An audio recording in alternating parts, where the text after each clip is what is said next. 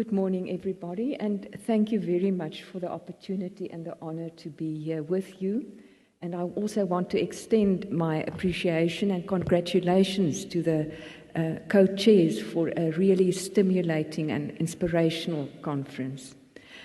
I am here actually not to deliver a lecture, but just to tell a story. And where I come from, the stories are often told around a campfire, and it involves maybe a cast iron pot, and inside the pot you put different ingredients, and as time goes on and the fire is burning slowly, we get more flavor coming from it, and we have something delicious to share. So that is the analogy that I would like to share with you. The story has different voices, different authors, and I want to acknowledge them as well, because I'm not telling you about things that I'm doing, we're doing. I'm telling you about things that different people in different parts of Africa are doing, and they actually contributed, they sent their inputs, and I captured what they did. I wasn't able to, when I present, it will be sometimes just one little word about what they're doing, but the full presentation contains more information, which you will be able to read once it is uploaded onto the website. As with many stories, this one is still developing. It will not have a final chapter. It will still unfold, I think, as many of the initial authors will be withdrawing. But this story has got maybe a main character. And I would like to first introduce you to her. She's beautiful, she's rich, she's desirable. If you look at her, she's got a slightly pointed nose, she's got a high forehead and a regal hairstyle. And her name, of course, is Africa. And Africa has, in terms of land, she's the second largest of all the continents on the world. In terms of the people, she's also the second most populous, but because the people are younger on average than anybody else on other continents, she's also having the fastest growing population, soon expected to overtake the most populous continent. In terms of history and culture, I think most of you have heard about the cradle of humankind, where all of us originated from. I also want to say, apart from the cradle, it's also a crucible, because so many people came together. It's like a melting pot. From different parts of the world, immigration, sometimes forced migration, some people forcibly removed, taken to other parts of the world, still people moving within the continent and learning to work with each other, talk to each other, different religions, cultures and languages that have to come together and work together or work separately in some other way.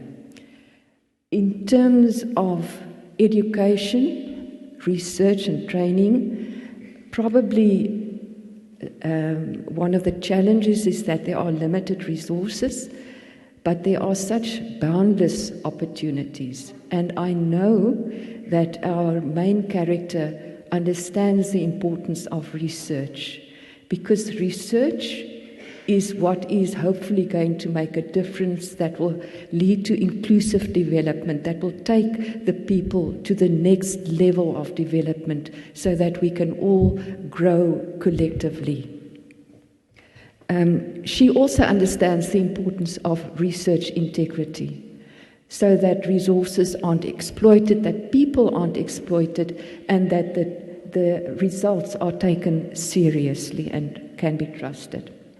So that is the introduction. Now, fast forward just to say, in terms of research integrity in Africa, you can hear, I think, clearly that we've got some unique contributions to make in the discussion around research integrity, but that there are also many common themes. If I say, well, we do this in terms of training and education, you'll say, oh, but we also do that. So many things we can learn from each other and reflect as we talk about these things. One shortcoming, and we have to acknowledge that, is that in Africa we don't yet have a strong overarching culture on research integrity.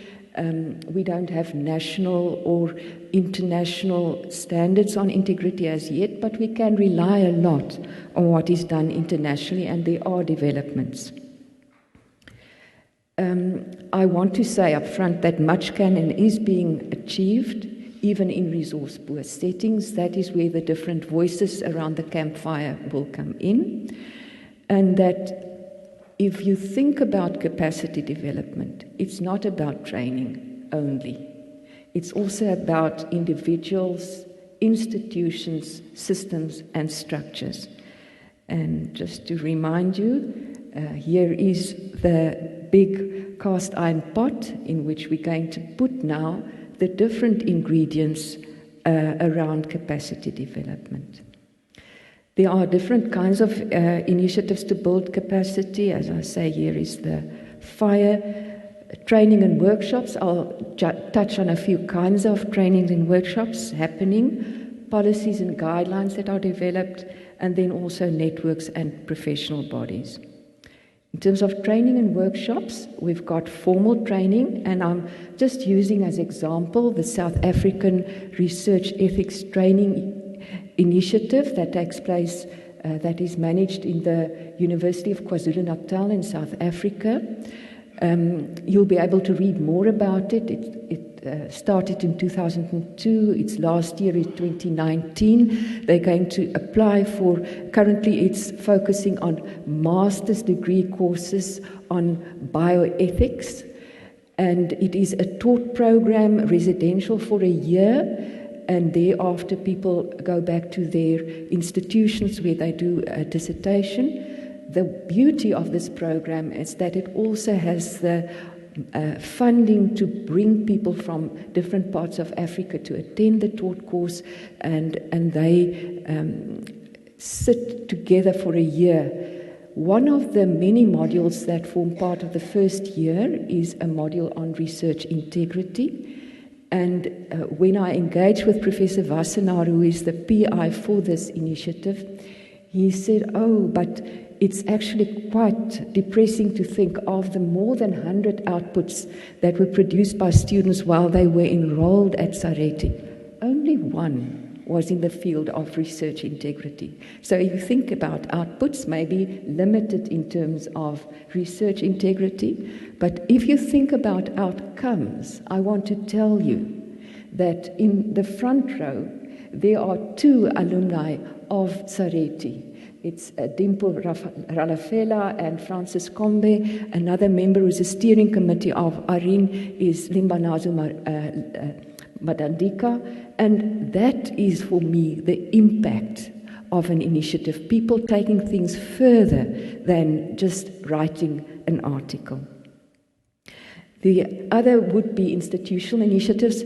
I'm not going to dwell on that. Several research institutions and universities offer ad hoc courses or maybe just introductory courses on aspects of integrity, often focusing on plagiarism, good authoring practice and so on. If you want to know more about it, they are sitting in this audience. Lynn Horn will be able to tell you what they're doing at UCT. Dimpo would tell you what they're doing at University of Botswana. There are Rieta from UNISA. There are so many people here, I don't have to speak on their behalf.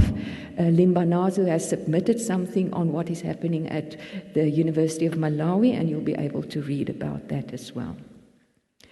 About workshops, again, many examples. The powerful one that I would like to stand still a little bit is the Nigerian Young Academy, who offer workshops on plagiarism. And this story started with a problem where they realized that plagiarism is a problem in Nigeria, as in most African countries, and they felt, well, if it's a problem, we mustn't just sit and say it's a problem, we can do something about it. instead of waiting for the individual universities to take it forward. So they decided to get involved, and they did two things. The first is they started a series of workshops to focus on plagiarism so that people are aware of the pitfalls. And then they also conducted an online survey to assess the extent of how aware are people about plagiarism and what to do about it. So in 2018, last year, they conducted a very successful workshop in February already, where more than 350 participants attended, and it was very positively evaluated. People saying, well, now at last I know what to do. They also had six further workshops so that they could actually reach all the geopolitical regions in Nigeria. And this is the picture that I was sent by Dr. Ulemele from the academy. They also, based on the feedback they got at the workshop, said that they must now engage with universities as a young academy and to encourage the universities to put in place just small things that will enable academics to just detect whether there are issues. So they want universities to invest in similarity checking software, and they also want to make plagiarism a punishable offense. So the good thing is they want to start with the awareness raising and the tools to help combat, and then to say, okay, once we've put everything in place, then you must know it is wrong to plagiarize. This initiative was acknowledged. It was featured in popular newsletters of Nature and Science, and I think that helped a lot to make people become more aware of this wonderful workshop.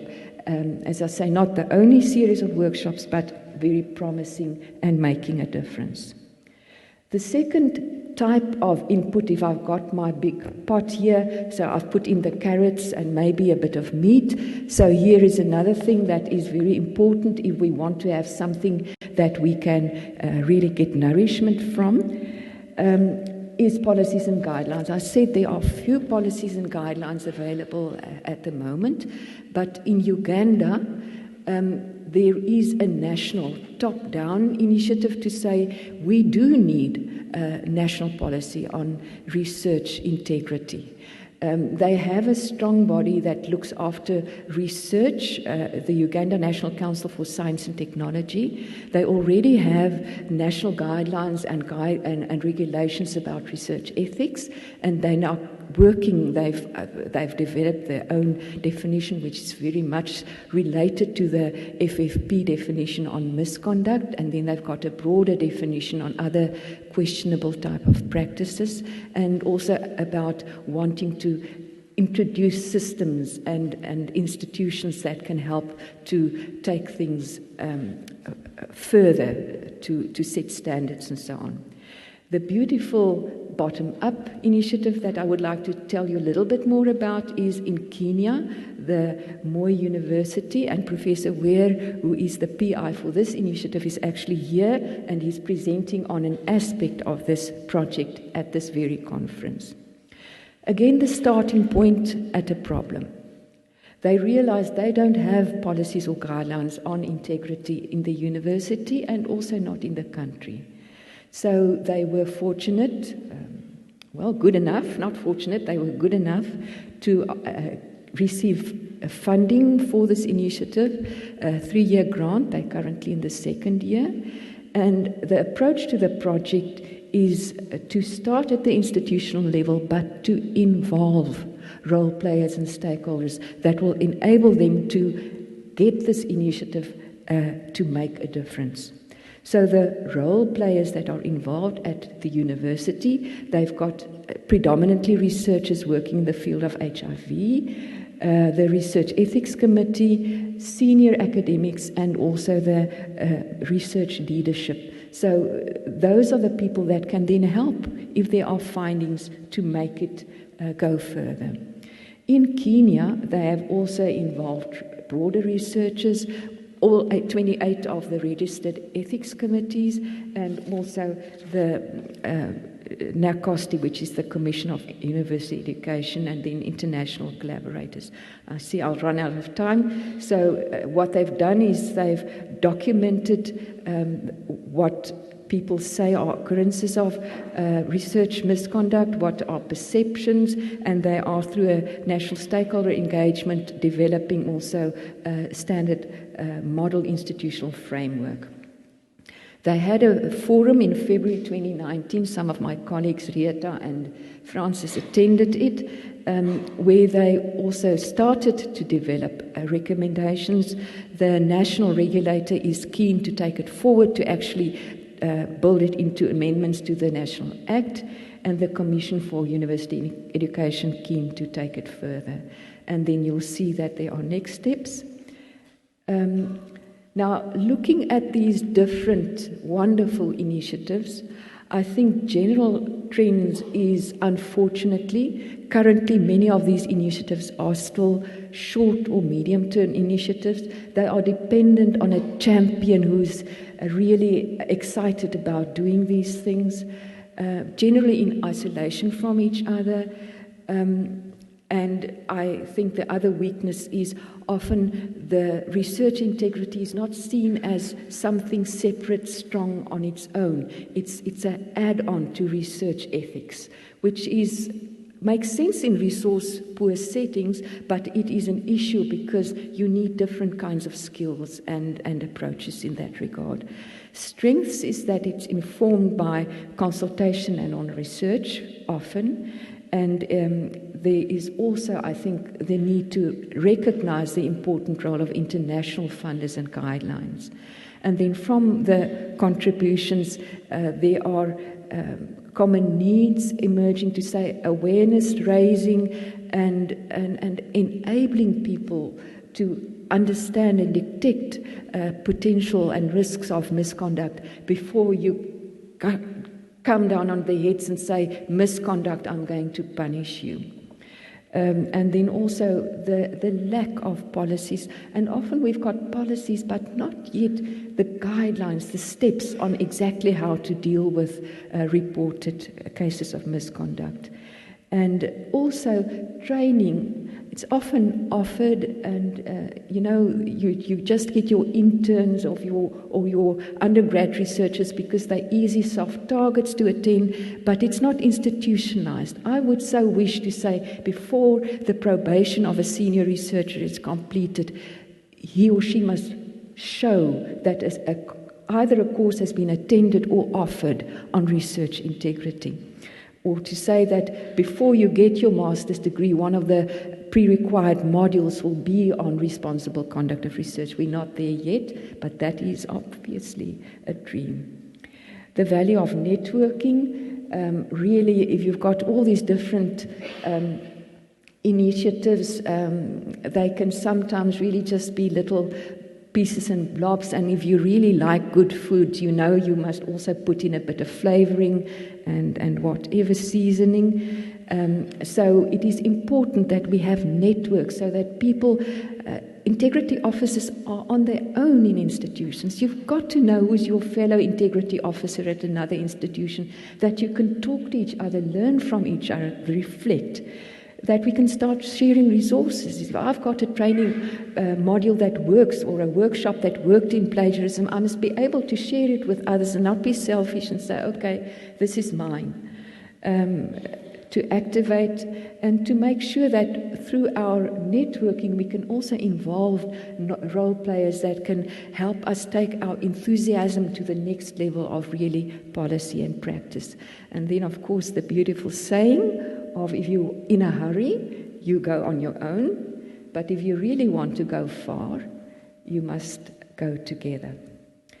So in that regard, I would also want to tell you about our little beautiful growing network, African Research Integrity Network. It was born at the 4th World Conference. So that is why we are so aware of the value of networking. still informal, but it's bringing together individuals. And, just by email communication, we get encouraged, we learn from each other.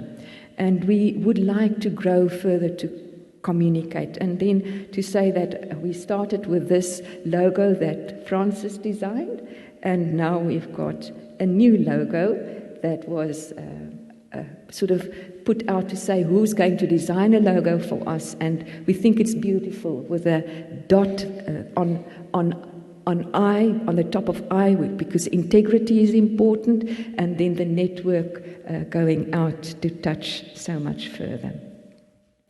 Concluding remarks, if we want to talk about solutions that make a difference, the bottom line is we mustn't underestimate small beginnings. Even if you do something small, it makes a difference. If somebody didn't know anything and you say something, you've made a difference. But for a solution to really make a difference, I would say it should be connected. It should be connected to somebody's felt need or purpose. Then the solution goes much further. It should be committed to somebody who is really a champion, who wants to put energy, who really wants to push something because they feel strongly about it. It should be connected to international guidelines and support because that makes it more sustainable. It should be connected to decision makers and influencers. Even if you can't, through your network, maybe eventually you can reach. I think Facebook says 3 steps, then you're connected to somebody you never knew about. It should be connected again to overarching policy, to funding, even just a little bit of money that you can give tea or coffee at the workshop, and connected to a network. So that is what I wanted to say. I think we can blend together and feed a family from our different initiatives. And I would like to acknowledge, you will be able to read the names of the people. I took what they gave and presented to you. And I really want to thank them because they took time to give us the information. And then finally, to say in Africa, if you're in Kenya, you say thank you, starting with an A. If you're in Malawi, you say thank you, ending with a Z. And we are very grateful to be able to be here and to again learn with each other. Thank you.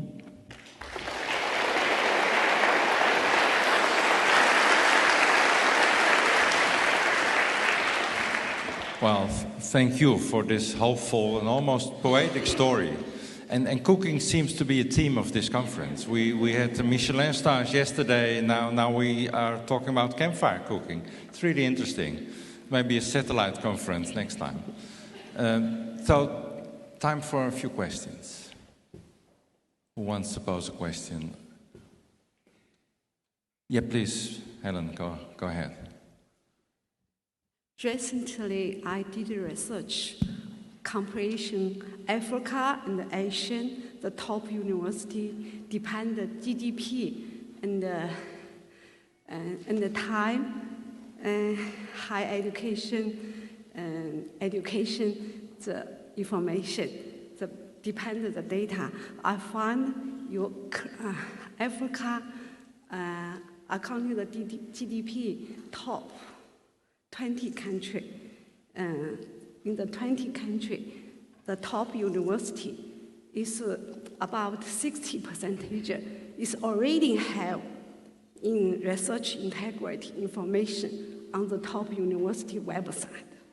But from Africa, South Africa, the top 9 university, about only seven university has the policy and guideline. That's very good, I think. Africa is also in the process. So my question is, in the South Africa, for example, you come from universities, right? I'm sorry. I want to ask you at your university, usually each year you can meet how many cases about research integrities. in your university. I just want to ask you, how many cases you at your university? We have many cases. That yes. seems to be the question. I'm not at a university, I'm at a Performing Science Council, and I think we probably have more cases than we know about, but in terms of the number of cases that are referred to us, maybe one per year. Sometimes it's more somebody asking and needing advice because the issue did not happen in the institution itself. It involved somebody at another institution who did something that wasn't so very good. So it's few cases, and that's also why it is difficult to build your own capacity, because every case is unique and difficult and challenging. I don't know if Lynn or Rieta want to say, but it's not many cases. Not many cases. Okay, thank you, Ken, very much for your presentation.